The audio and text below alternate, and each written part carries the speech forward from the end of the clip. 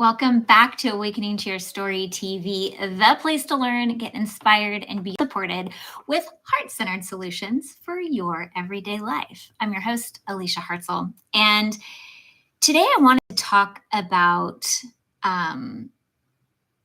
being bullied, and I wanted to look at it from a heart-centered place, because if you are here watching this, or if you've gone over to the blog to read it, you are probably no stranger to the feeling of being picked on, being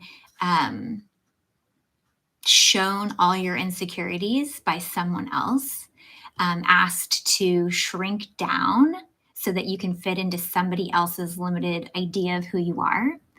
And I want you to know that you have the ability to take that power that someone else is trying to usurp from you back. You have the ability to take this moment in time, this chapter in your life, and use it to help you double down on yourself. I'm no stranger to being bullied, and I know you're not. And so let's do it together. Let's do this shift about this situation together. Now, when you're being bullied, you are always going to have two options, right? And it really does come down to these two options. And I want you to understand that when you see them, the reality of them, then you have the autonomy, the agency, the ability to choose for yourself, right? So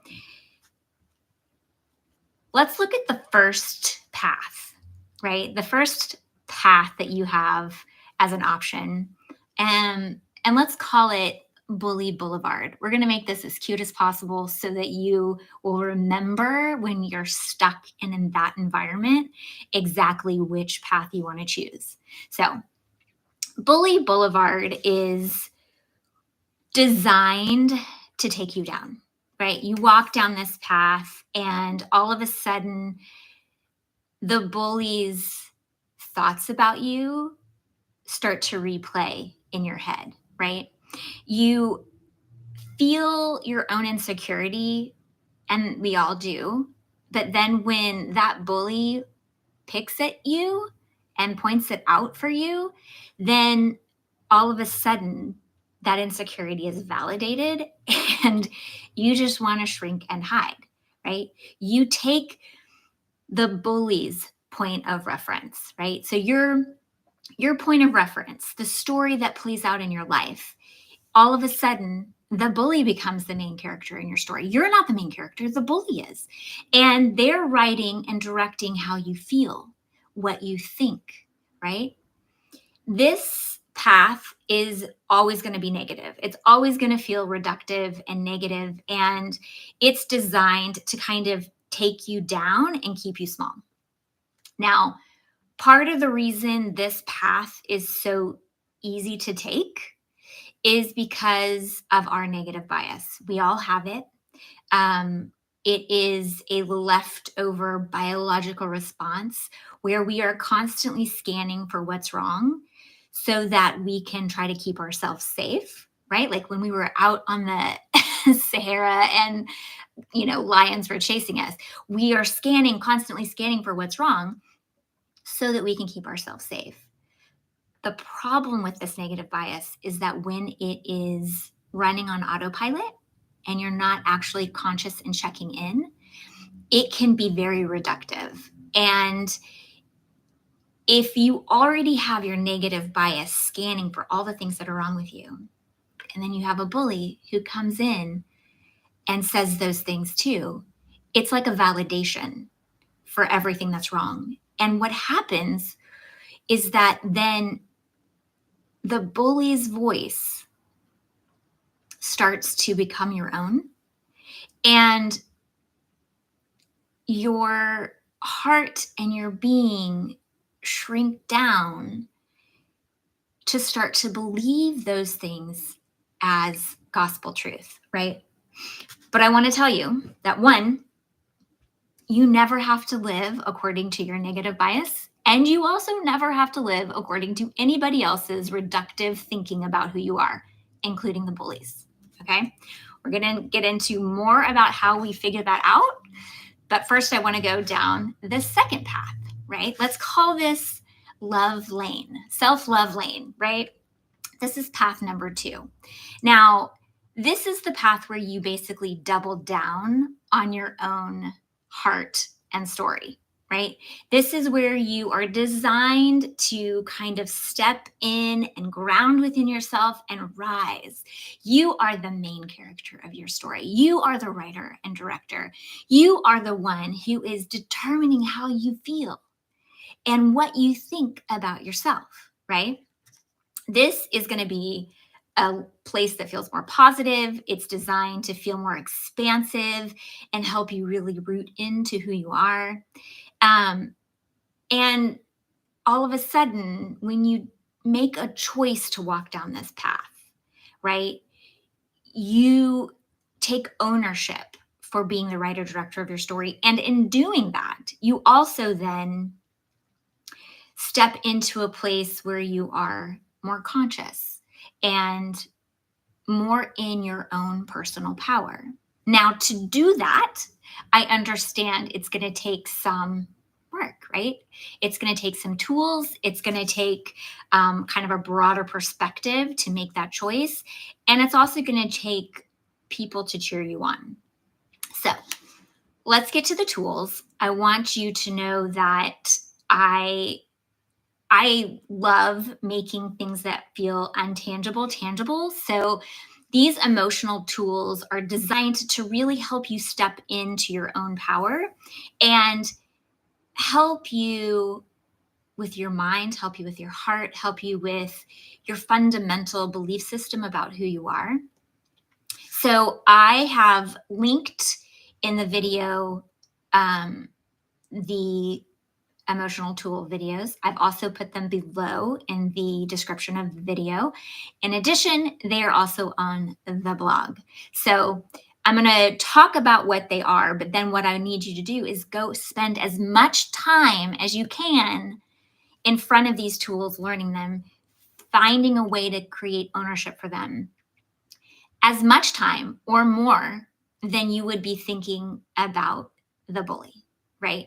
So what I'm asking you to do is trade in the time you're thinking about the bully and what the bully has said and how the bully has made you feel for time to double down on yourself on self-love lane. Okay. So the first tool is your point of reference. Now, this is going to really help you see that you have the power to be your own point of reference. You are the main character, writer, director of your story. This seems simple, but it is a game changer. When you step into ownership for all that you have power for, or power within your mind and your heart and your thoughts, it changes the game. It shifts it off of someone else, like the bully, who you don't have power over. You don't have any control over them. And so you don't, if you're living according to them as your point of reference, you're always going to feel crappy. You're going to feel according to how they want you to feel. Shift that point of reference back to your heart and your story, and you get to determine how you feel, right? And what you think, because what you think determines how you feel. Okay. The second one is inner voice. Using your inner voice as an emotional tool is huge. This is that narrator that plays in your mind, right? We do not want the bully to be the narrator in your head, which happens. And it's okay if it's happening, but I want you to know that you can take that power back, right? This is huge. You being able to have autonomy over the voices in your head shifts the game. It takes anything that they're saying and allows you to question it and go, no, I'm going to choose another thought, right? Okay, next one is positive bias. Now, we all have a negative bias, and the valuable thing to know is that you get to choose if you're going to live according to your negative bias or if you want to build a positive bias, right? A positive bias will help you scan for what's working and right and good rather than just scanning for what's wrong, right? Now, this tool will help you understand how your brain actually works so that you can protect your brain from the bully, right? That way, the bully can't sneak in there and create ownership for your thoughts. Big, big, big changes, right? Okay, the jellyfish beach is a tool, an analogy, a tool that is an analogy that I created because so often it's hard to create ownership for where our thoughts go. And all of a sudden we end up feeling bad. And it's because we've chosen thoughts that don't feel good. And the jellyfish beach is a tool that will help you create ownership for where you're thinking. This is a advanced kind of thing that I know you're ready for. Another advanced emotional tool is the stream kayak principle. This will help you create ownership for your consciousness. It describes life in a way that helps you understand where you are in reference to the other things going on in your life, to struggles, to people, right? This tool will help you find your alignment, your conscious place of feeling good and keep you there, right? This is a really powerful tool that will, again, help you create more ownership for where you are in your story. Now, all of these tools are designed to take your power back, right? And if you have questions about them, write me and let me know, and I will help you create ownership for it in your specific way.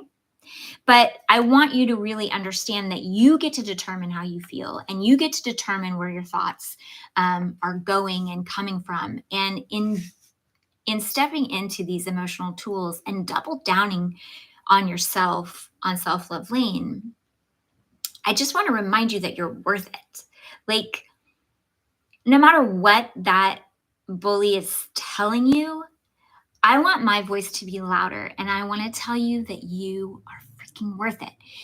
Nothing that that bully has said is gospel truth. It doesn't matter whether or not you have thought about it yourself or not. I'm here to tell you that you are amazing and brilliant and beautiful and important and valuable, and you are worth doing this work for yourself, right? Okay, now a broader perspective. Let's look at a broader perspective. I don't want to spend too much time talking about the bully because I really want this to be about you and your story, but understanding why a bully is a bully and where it comes from is going to give you a little bit of perspective. My hope is that in talking about this part, it allows you to rise above the experience and really see the bully and you on a playing like a game board, right? If you can see why the bully is making the moves that they're making, then you have the ability to not have to move in reaction to them. You can actually take your piece off the board altogether and say, no, thanks. I'm not going to play according to your game, right? Now, tearing someone down to build yourself up is one of the oldest games in human history. But I want you to know that it's also played by the weakest of humans. So if we look at the stream kayak principle and we can see that you, on the river of life, you have a boat, and that boat is your kayak, and that boat is your consciousness, and you get to flow down the river of life.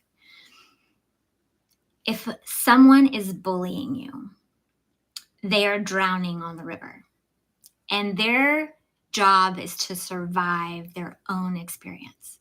And often what they do is they try to pull you out of your boat. And if they can pull you out of your boat, they try to hold your head underwater so that they can gasp for air as they're drowning themselves, right? I hope that visual helps you understand that sensation of being pulled underwater, you can actually push that away, step back into your boat and say, no, thank you, right? Now, there are lots and lots of things that contribute to a person's weakened emotional state, a person's environment, external circumstances. It can be learned behavior out of their own desperation and sheer act of survival themselves. A bully could want to direct your story and tell you who they are because somebody has taken all the power in their story and tried to direct them and made them feel small. It could be that they themselves were bullied and they're just handing down behavior that they picked up, right? They're just pushing it right on down the street. I want you to really get that you never have to live according to anyone else's weakness. If you are accidentally living according to someone else's weakness, I want you to know that you can change the game. This is the moment that you get to make the choice. Whether you've walked down bully lane for a month, a week, a year, a day, it doesn't matter. You always can jump on to a different path of thinking. You always have the self-love lane available to you, full access, right? Now, having a cheering section really helps. Now, I understand that sometimes it's hard to find those people, but find the people that love you for you. Find the people who see all of the right in you before they see the wrong. And if they see the wrong, they don't hold it against you, right? We all have things that are not quite right with us, but the people who love us see them and they accept us for who we are. Now, that could be a sister, a sibling, a sister, a brother. It could be a parent. It could be a friend, a teacher, a mentor. Now, I get that sometimes those are the very people that are the bullies, but find the people who love you, right? Find them, tell them what's going on, and ask them to help you learn by coming on this journey of self-love lane with you, right? Because if you do it together, if you communicate the positive, if you communicate what you're learning together, it tripled down, right? You doubled down on yourself and then you brought somebody else in with you. It's like tripling down on yourself, right? And if you don't have that person, or even if you have that person, but you want another cheering section, I am here to cheer you on. Write me. Tell me what's going on. I love hearing from you. I want to hear what's going on in your heart. I'm here to stand with you because on Self-Love Lane, you never have to stand alone, right? So my hope is that as you watch this video and as you start to step into creating ownership for these emotional tools, you step back into a place where you feel good for you. And I want you to know that as you're doing this work, as you're showing up for yourself, you're not alone. So until next time, I am holding a place of love for you where we are walking down Self-Love Lane together.